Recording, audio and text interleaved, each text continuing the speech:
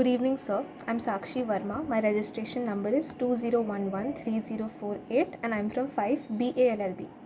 So the case law assigned to me is Managing Director Uttar Pradesh Warehousing Corporation and another versus Vijay Narayan Vajpayee. The citation for the same is All India Reports 1980, Supreme Court 840. So the details of the case are as follows. The case number was a civil appeal number 274 of 1970 and it was decided on 16th January 1980. The judges consisted of R.S. Sarkaria and O. Chinnappa Reddy. It was held in the Supreme Court of India. Now, stating the brief facts of the case. So, the respondent, which is Vijay Narayan Vajpayee, he was the warehouseman of the corporation, which is the appellant. He was terminated from his duty, that is, the corporation had granted a dismissal during his course of employment, and they had alleged that he was involved in some activities which were irregular, which were misappropriate, and it included theft. So, the warehouseman, the respondent, said that the whatever was alleged against him was false and it cannot be true because the corporation is a state and he has a statutory status under Article 12 of the Constitution of India. Moving on to the law points, talking about Article 12, including that, I have Article 14 and Article 16 and the Principles of Natural Justice and Regulation 16. So, Article 14 and Article 16 are in compliance with the Principles of Natural Justice because apart from using his statutory status as an argument, he also said, the warehouseman Vijay Narayan also used that his dismissal was against the principles of natural justice. Lastly, I have Article 226 of the Constitution, by which my respondent challenged the High Court through a writ petition.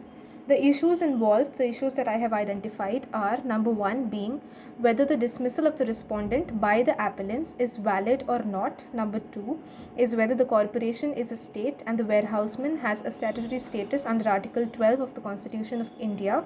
And number three is whether the relationship of the appellant and respondent was a master-servant relationship. In my analysis, I have given the arguments of both the sides and judgment and my own commentary.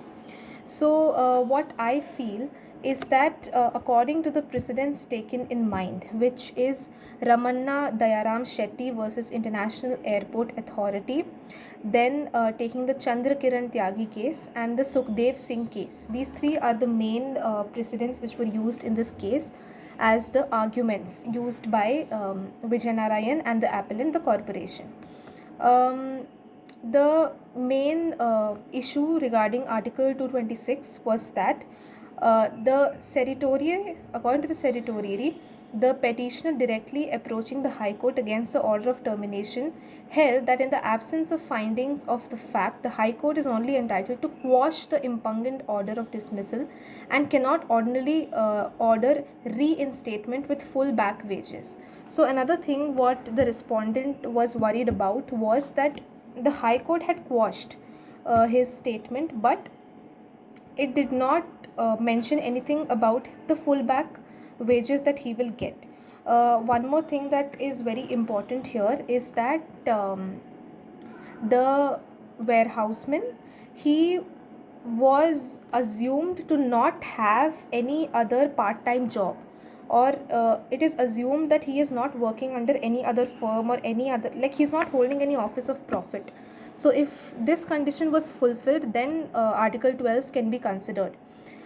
Then mentioning the Chandra Kiran Tyagi case and the UP State Warehousing Corporation Limited versus Chandra Kiran Tyagi and Sirsi Municipality versus Cecilia Com Francis Tellis.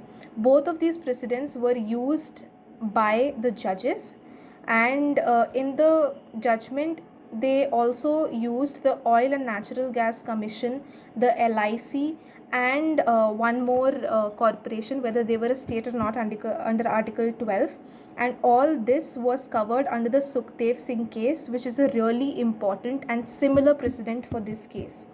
Lastly, the last point that I would like to cover is that according to my personal opinion, according to the commentary that I have put in, is that the warehouseman had directly approached the High Court. There was no approaching the labor tribunal or the industrial tribunal for this matter. So this was the last point that was taken as an argument. And lastly, in conclusion, it is therefore, like I would like to end it like this, that it is therefore but right that the independence and integrity of those employed in the public sector should be secured as much as the independence and integrity of civil servants. So as we are relating it to the civil servants being a state or not, we can also conclude that the state's function has largely transformed from public welfare to social and equal, like social and economic justice and equality for all. Thank you, sir.